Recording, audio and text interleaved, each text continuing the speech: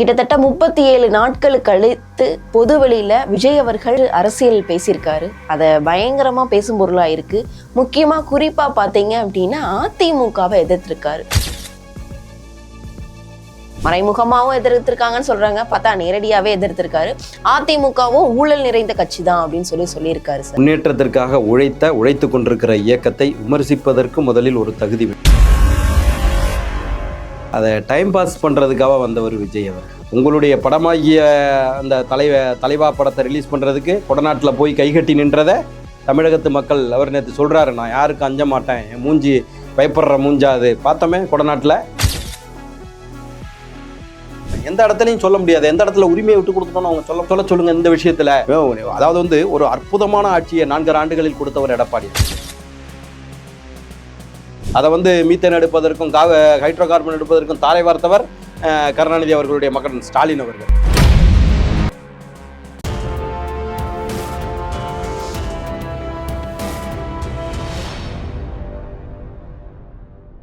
யூதமிழ் நேயர்களுக்கு வணக்கம். நான் உங்கள் பிருந்தா சங்கர். இன்று நம்மோடு சிறப்பு விருந்தினராக இணைந்திருப்பது அதிமுகவை சேர்ந்த செய்தி தொடர்பாளர் மற்றும் வழக்கறிஞர் காசிநாத பாரதி அவர்கள். வணக்கம் சார். வணக்கம். எப்படி இருக்கீங்க? நல்லா இருக்கு.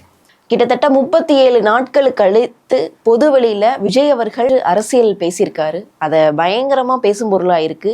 முக்கியமா குறிப்பா பாத்தீங்க அப்படின்னா அதிமுகவை எதிர்த்திருக்காரு. மறைமுகமாவும் எதிர்த்திருக்காங்கன்னு சொல்றாங்க, பார்த்தா நேரடியாவே எதிர்த்திருக்காரு. அதிமுகவும் ஊழல் நிறைந்த கட்சி தான் அப்படின்னு சொல்லியிருக்காரு. சார், இதை நீங்க எப்படி பாக்குறீங்க?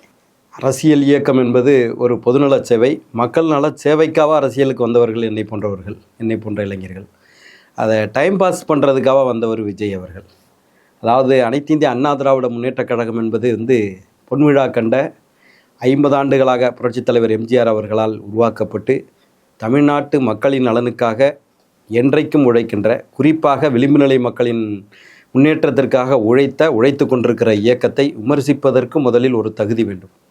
என்ன ஏதோ டைம் பாஸுக்காக அரசியலுக்கு வந்தவர் கிடையாது. நாங்கள் ஏறக்குறைய தமிழ்நாட்டு மக்களுக்காக புரட்சித் தலைவர் எம்ஜிஆர் அவரும் நடிகராக இருந்து வந்தவங்க தான். ஆனால் அவருக்கு இருந்த அபரிமிதமான செல்வாக்கோ, அவர் 1952 இயக்கத்தில் இணைந்து 57 எம்எல்ஏ ஆகி பல ஆண்டுகள் அந்த இயக்கத்தில் உழைத்து கருணாநிதி அவர்களின் துரோகத்தால் வெளியேற்றப்பட்டு இயக்கம் கண்டு மக்களோடு மக்களாக இரண்டர கலந்தவர்.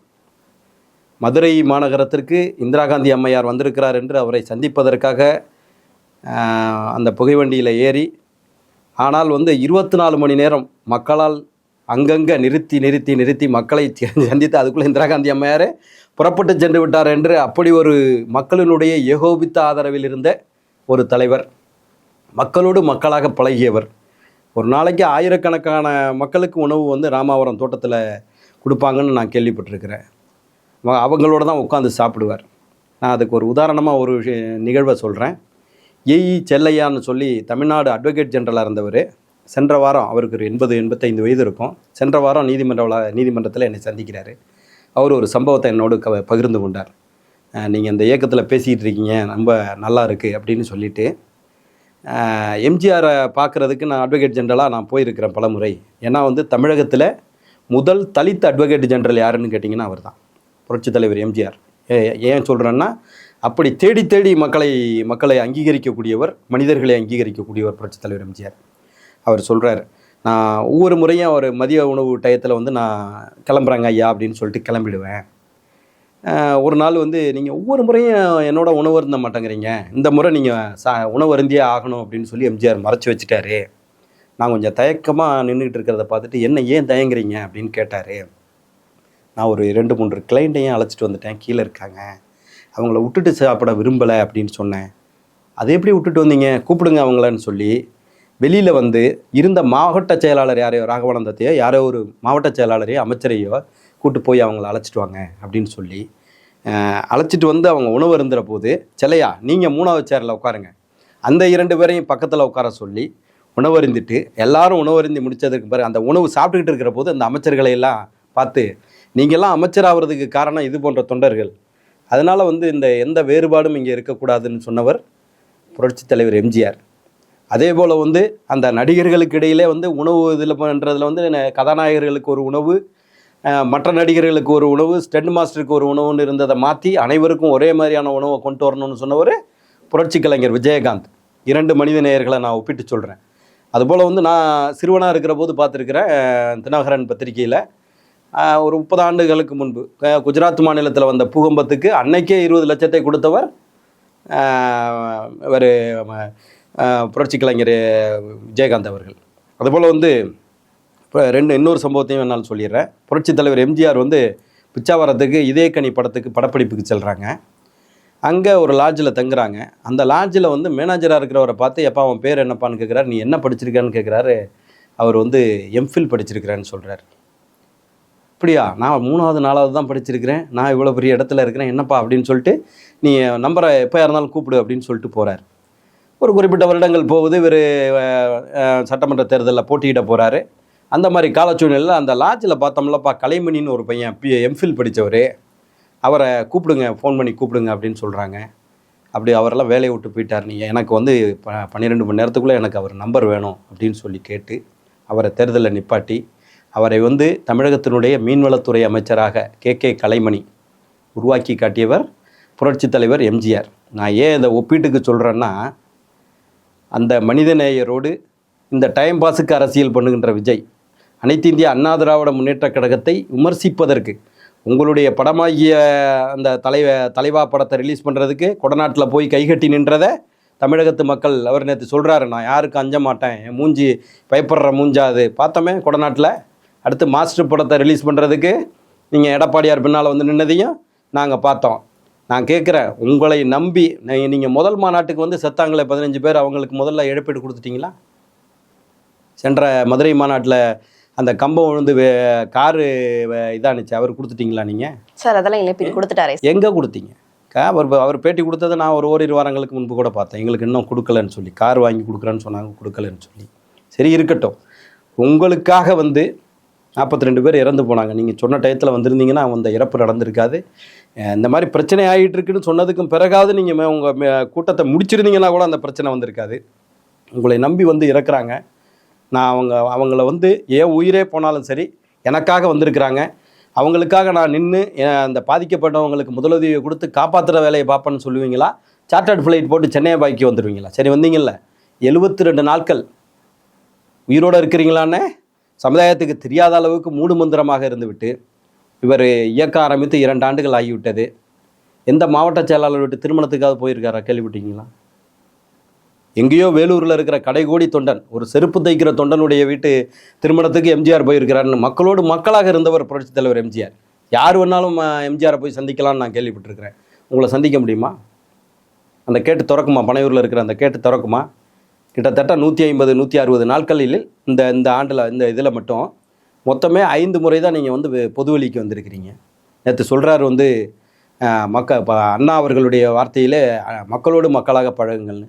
இது வந்து உங்களை நம்பி வந்திருக்கிற தொண்டர்களுக்கு மட்டும்தானா, உங்களுக்கு கிடையாதா? கண்டிப்பா. அப்புறம் இன்னொரு விஷயம் அண்ணாவை பத்தி சொல்லியிருக்காங்க.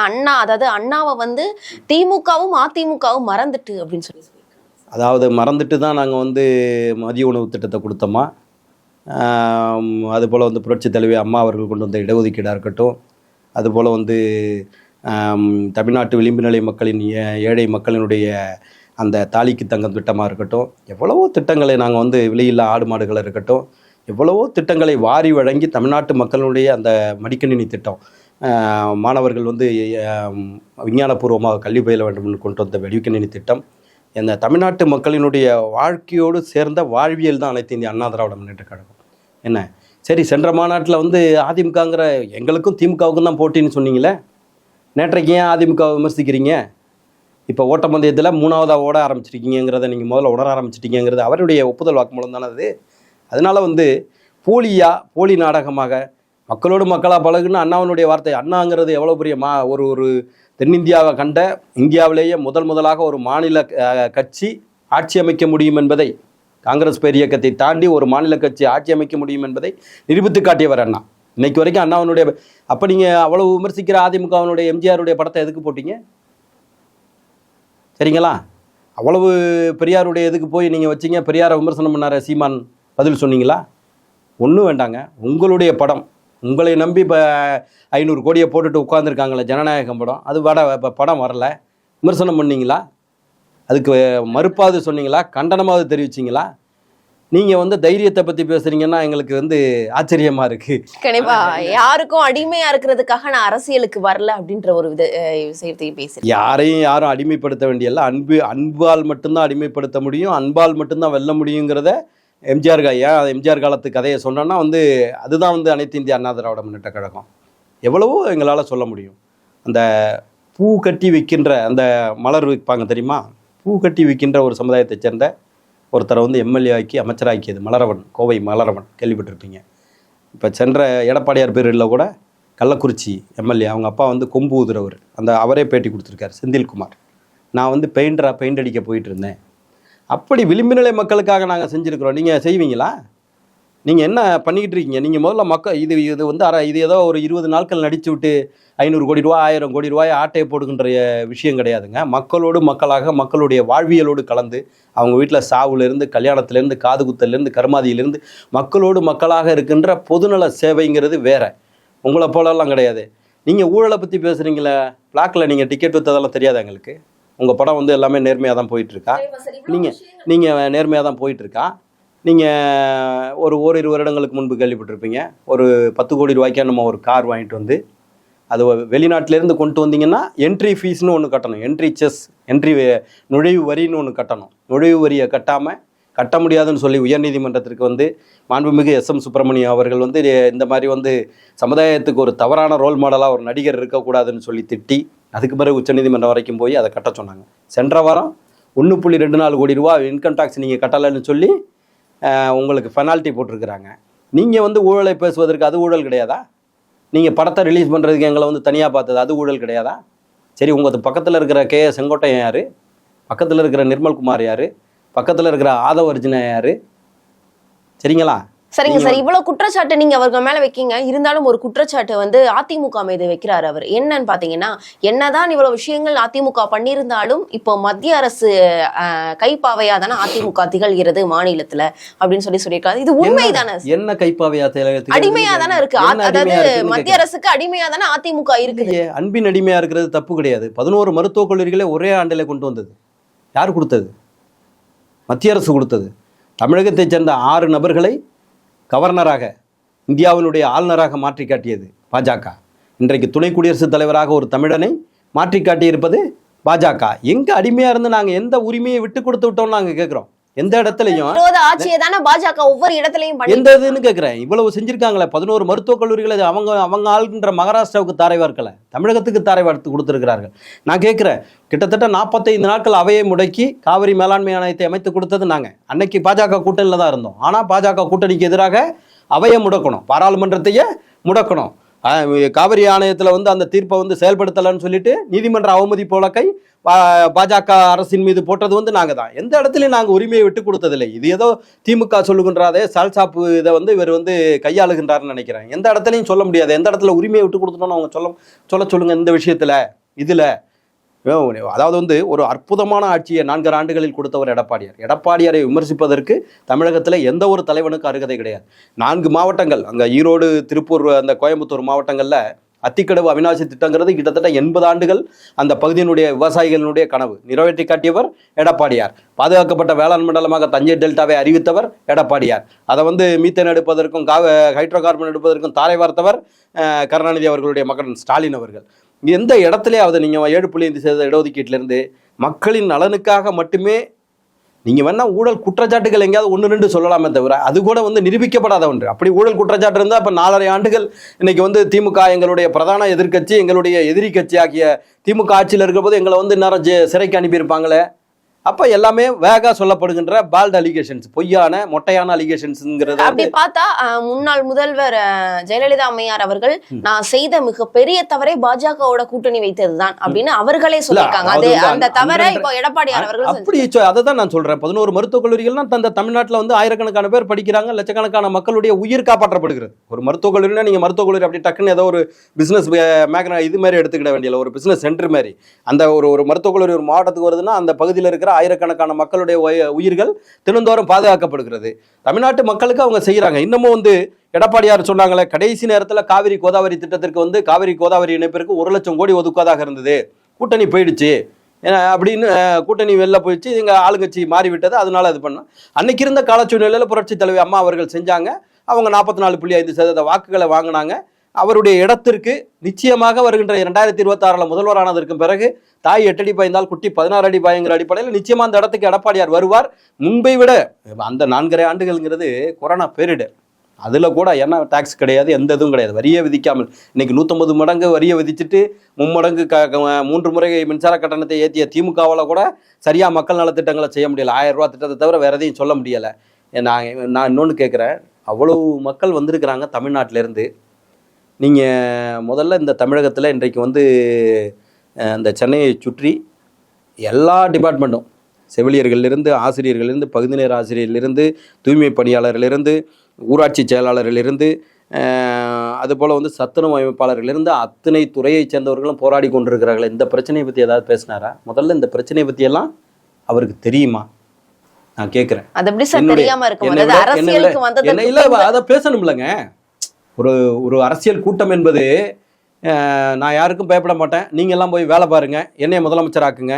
என்ன காரணத்துக்காக உங்களை முதலமைச்சர் ஆக்கணும்? டைம் பாஸ்க்கா? இந்த மாதிரி வாழ்வாதார பிரச்சனை இருக்கு, திமுக மக்கள் விரோத ஆட்சியை நடத்துது. போன இது வரைக்கும் நீங்க பிரச்சாரம் வரைக்கும் என்ன சொல்லிட்டு இருந்தீங்க? திமுகவுக்கும் எங்களுக்கும் தான் போட்டின்னு. இப்போ தெரிஞ்சு போச்சா யதார்த்தம் என்னன்னு? நீங்க என்ன சொன்னீங்க? ஆட்சி அதிகாரத்தில் பங்கு தர்றோம், யார் கூட்டணிக்கு வந்தாலும் அவங்களுக்கு ஆட்சி. இன்னைக்கு வரைக்கும் ஒருத்தரும் இல்லையே. நீங்கள் கதவை திறந்து வச்சுக்கிட்டு உட்காந்துருக்கீங்க, ஜன்னலை கூட ஒருத்தரை எட்டி பார்க்கல. இல்லை, அப்போ உங்களால் முடியாது. நீங்கள் ஓட்டப்பந்தயத்தில் 3ஆம் இடத்துல இருக்கீங்கிறது உலகத்துக்கே தெரியும். நான் இன்னொரு வாதத்தை வைக்கிறேங்க. அதாவது தமிழ்நாட்டில் இந்த திராவிட முன்னேற்ற கழகமும் அனைத்து இந்திய அண்ணா திராவிட முன்னேற்ற கழகத்திற்கும் எதிரான ஒரு வாக்குகள் இருக்குது. அந்த வாக்கு 3ஆவதாக யார் வந்தாலும் அவங்களுக்கு ஓட்டு போடுவாங்க. நான் அதுக்கு உதாரணம் ஒன்று சொல்கிறேன். மக்கள் நீதி மையம், அவர் கமலஹாசன் அவர் கட்சி ஆரம்பித்த அன்றைக்கே நான் வந்து காவேரி தொலைக்காட்சியில் அன்றைக்கி எனக்கும் பரத்னு இப்போ மாலை முரசு டிவியில் நெறியாளராக இருக்கார் பாருங்க, பரத்துக்கும் எனக்கும் அங்கே வந்து வாதம். அப்போ நடக்கிற போது கேட்டாங்க இந்த கட்சி என்ன மாதிரி ஆகும்னு. நிச்சயமாக இது வந்து விளங்காதுங்க இந்த கட்சி அப்படின்னு சொன்னேன். ஏன்னு கேட்டாங்க, அவர் தமிழில் பேசுவதற்கே தமிழில் டிரான்ஸ்லேஷன் போடுற ஒரே தலைவர் வந்து, அவர் என்ன பேசுகிறார் தமிழ்லங்கிறத புரிஞ்சுக்கிறதுக்கு கீழே ஒரு டிரான்ஸ்லேஷன் போடணும்.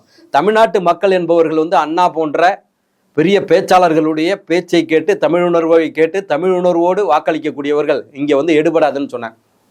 அந்த கமலஹாசனை நம்பி மத்திய சென்னையில் தயாநிதி மாறனை எதிர்த்து எத்தனை லட்சம் ஓட்டு வாங்கினாங்க? 2.25 லட்சம் ஓட்டு. ஞாபகம் இருக்கா அவங்களுக்கு? அநேகமாக எனக்கு தெரிஞ்ச வரைக்கும் நாசருடைய மனைவின்னு நினைக்கிறேன், டாக்டர், அவங்க பேர் எனக்கு ஞாபகம் வரல. அவங்க 2.25 லட்சம் ஓட்டு வாங்கினாங்க. இன்னைக்கு வந்து 2750 ஓட்டு வாங்குவார் அவர் கமலஹாசன். அப்போ அந்த 2.25 லட்சம் ஓட்டுங்கிறது யாருக்கான ஓட்டு? இந்த திமுக அதிமுகவுக்கு எதிரான மாற்று ஓட்டு. அது யார் 3ஆம் இடத்துல இருந்தாலும், அது சீமான் இருந்தாலும் சரி. இந்த போன முறை 8% வாங்கினார் பாருங்க, இப்போ அது வராது, அது போயிடுச்சு, எங்கேயோ அதெல்லாம் பதாளத்துக்கு போயிடுச்சு. அந்த பர்சன்டேஜும் இவருக்கு மாறும். 40% இருக்குன்னு சொல்லி நிர்மல்குமார் அதில் பேசுகிறாரு. அப்போ நாங்கள்லாம் பாக்கி மிச்சம் இருக்கிறத ஒரு கிராமம்னு எடுத்துக்கிட்டிங்கன்னா, நீங்களும் கிராமப்புறத்துலேருந்து வந்திருப்பீங்க. ஒரு கிராமம்னு எடுத்துக்கிட்டிங்கன்னா 500 பேர் திமுககாரர் இருப்பான், 500 பேர் அதிமுககாரர் இருப்பான். அங்கங்கே இருக்கிற ஃபீல்டு ஒர்க்கர்ஸை பொறுத்து, இருக்கிற நிர்வாகிகளுடைய களப்பணியை பொறுத்து 100 ஓட்டு கூட வரும், 200 ஓட்டு கூட வரும். இதுதான் களப்பணிங்கிறது. இதில் பூத்துங்கிறது வந்து கள்ள ஓட்டு போடுற இடம். பூத்துனாலே என்னென்னு அவருக்கு தெரியலை. ஏன்னா இன்னார் பையன் இவராங்கிறத வந்து கன்ஃபார்ம் பண்ணுறது யாருன்னா அந்த பூத் ஏஜென்ட் தான் பண்ணுவாங்க. சில எங்களுடைய பூத் ஏஜென்ட்டுகள்லாம் வெளில வரும்போதே இவ்வளோ ஓட்டு விழுந்திருக்குங்கிறது வரைக்கும் அவங்க விரல் கொண்டுட்டு போகிற நேர்த்தியை வச்சே யாருக்கு ஓட்டு விழுந்திருக்குங்கிற வரைக்கும் சொல்கிற பூத் ஏஜென்ட்ஸ் எல்லாம் எங்கள்கிட்ட இருக்காங்க. அனைத்து இந்த அண்ணா திராவிட முன்னேற்ற கழகத்தை அப்படியெல்லாம் நீங்கள் அண்டர் எஸ்டிமேட் போட வேண்டியதில்லை. இது வந்து தவறான வாதம். நாங்கள் இது வரைக்கும் அவரை வந்து இன்னமும் நான் கேட்குறேனே, அந்த ஒரு 41 பேர் சம்பவம் நடந்தபோது அந்த மக்களுக்காக நீங்கள் களத்தில் நின்றுருந்தீங்கன்னா நீங்கள் உண்மையான தலைவர். நீங்கள் வெளியில் 72 நாட்கள் மௌனமாக உயிரோடு இருக்காரா இல்லையாங்கிற தெரிகிற அளவுக்கு நீங்கள் இருந்தீங்க. நாங்கள் வந்து அதை அரசியலுக்கு பயன்படுத்தணுமா? எடப்பாடியார் மறுநாள் காலையில் அங்கே பேட்டி கேட்குற போது என்ன சொன்னார்? மிக யதார்த்தமாக அவருடைய மனநிலை என்னன்னு தெரியாதுங்க. திராவிட முன்னேற்ற கழகம் வந்து இந்த 41 பேர் இழப்புக்கு வந்து விஜய் தான் காரணம்னு ஒரு வாதத்தை வச்சாங்க. ஆனால் எடப்பாடியார் அப்படி சொன்னாரா? அது மாதிரிலாம் நம்ம குற்றஞ்சாட்ட முடியாதுங்க. அப்படி நீங்கள் குற்றஞ்சாட்டினீங்கன்னா 50% அரசு இயந்திரத்திற்கும் 50% விஜய்க்குன்னு என்ன சொல்லலாம் அப்படின்னு தான் கலை யதார்த்தத்தை. ஏன்னா அங்கே வந்து பாதுகாப்பு வழங்கி இருக்க வேண்டியது காவல்துறை. சப்போஸ் அங்கே எல்லை மீறி போகுதுன்னா அதை மீட்டிங்கை நிப்பாட்டி இருக்க வேண்டியதும் காவல்துறையுடைய இது. இல்லைன்னா அவங்க வந்து நல்ல மாற்று இடத்தை கொடுத்துருக்கலாம். இங்கே இன்னொரு கருத்தையும் நான் பதிவு வைக்க விரும்புகிறேன். லட்சக்கணக்கான மக்கள் கொடுக்கின்ற புரட்சி தலைவி அம்மா அவர்களுடைய கூட்டத்தை பார்த்துருப்பீங்க. எடப்பாடியார் இப்போ 190 தொகுதிகளில் பிரச்சாரத்தை முடிச்சிருக்கிறாரு. ஒவ்வொரு செக்மெண்ட்லையும் 10,000 to 15,000 மக்கள். இதே இவர் விஜய் அந்த நடந்த அந்த ஏரியாவிலேயே ஒரு வாரங்களுக்கு முன்பு எடப்பாடியார் ப்ரோக்ராம் நடந்துச்சு. இதே ஆயிரக்கணக்கான லட்சக்கணக்கான மக்கள் தான். இவருக்கு வந்ததை விட கூட கூட்டம் தான் வந்துச்சு. ஆனால் என்ன நடந்துச்சு? அங்க இறப்பு நடக்கல. என்ன காரணம்னா எங்களுடைய தொண்டர்கள் அரசியல் மயப்படுத்தப்பட்ட தொண்டர்கள். நான் இன்னொரு கேள்வி கேட்கிறேன், உங்க கட்சியில 25 வயசுக்கு மேல யாரும் இருக்காங்களா? 74 வயசுல யார் இருக்காரு? ஒரே ஒரு நபர், கே செங்கோட்டையன் மட்டும்தான் உங்க கட்சியில இருக்காரு.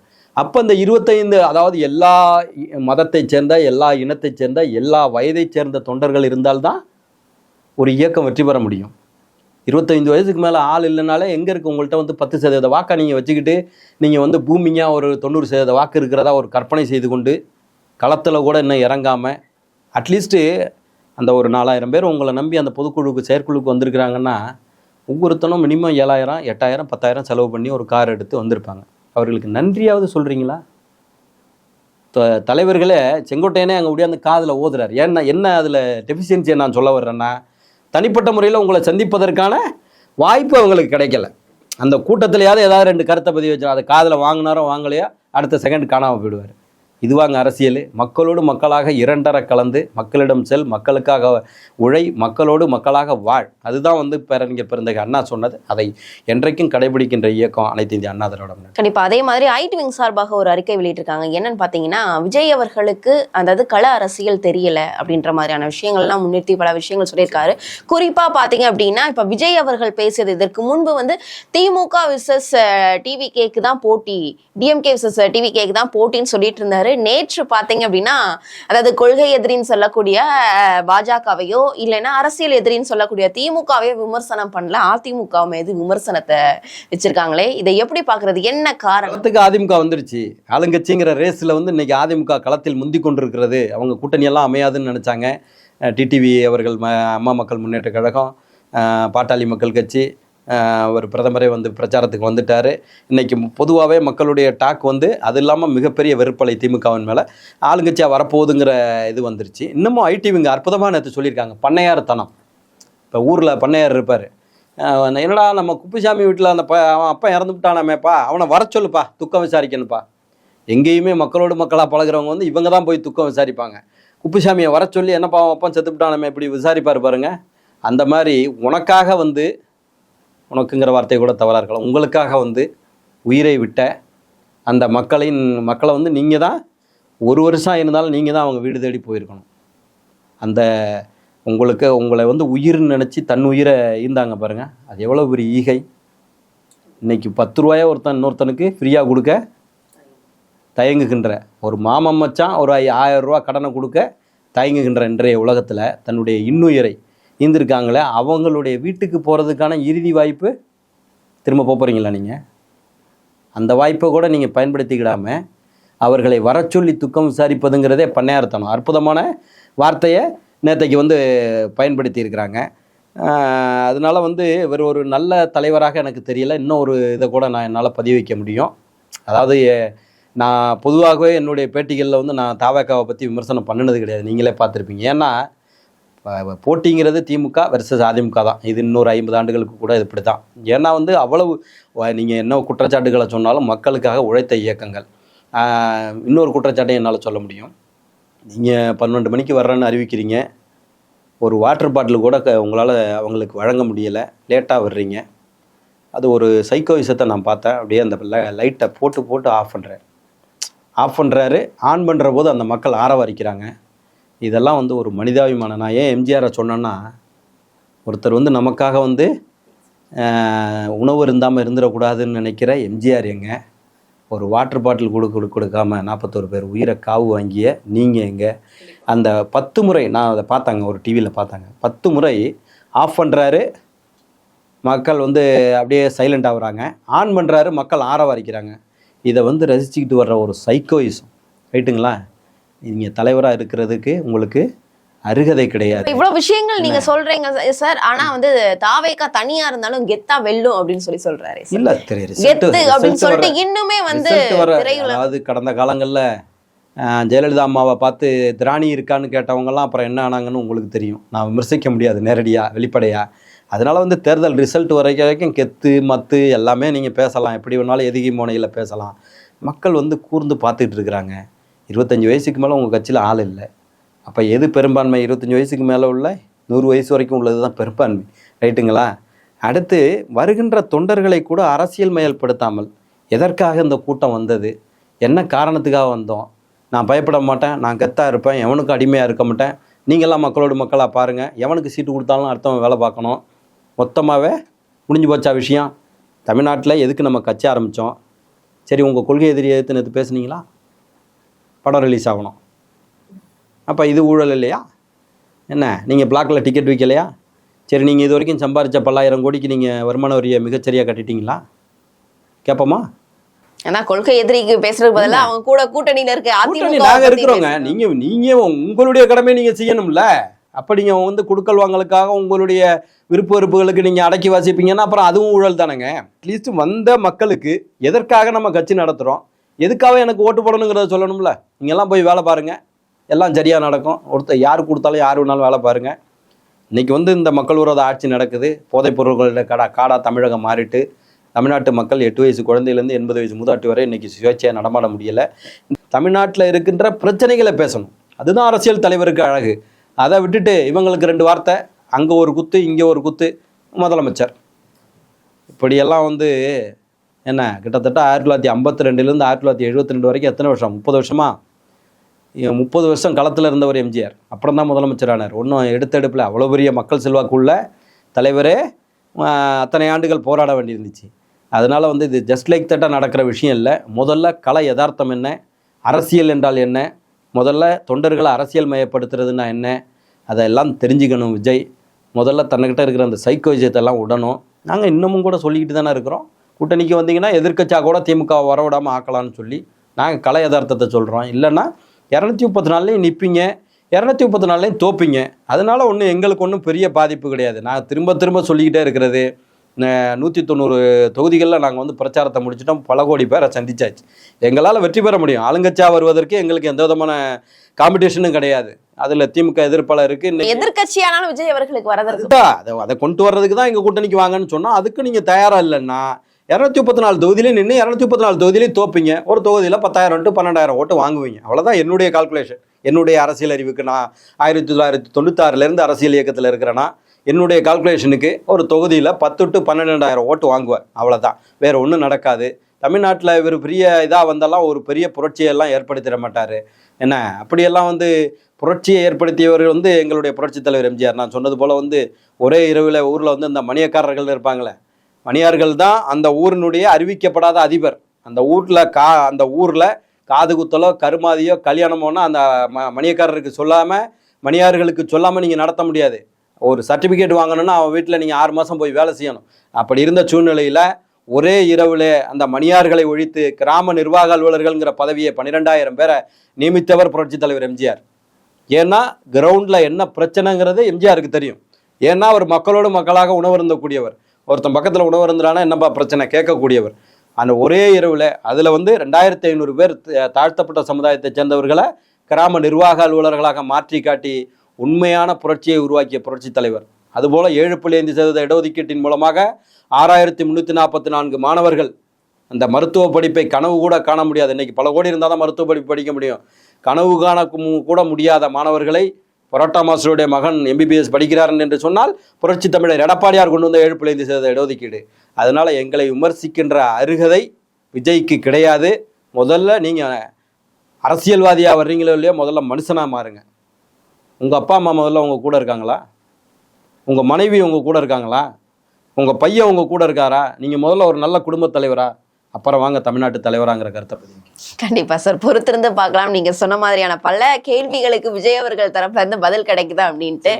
2026 சட்டமன்ற தேர்தலுக்கு குறுகிய கால இடைவெளி தான் இருக்கு. இதற்குள்ள நடக்கிற அரசியல பல்வேறு விவரங்களை எங்களோட பகிர்ந்தமைக்கு நன்றி. நன்றி.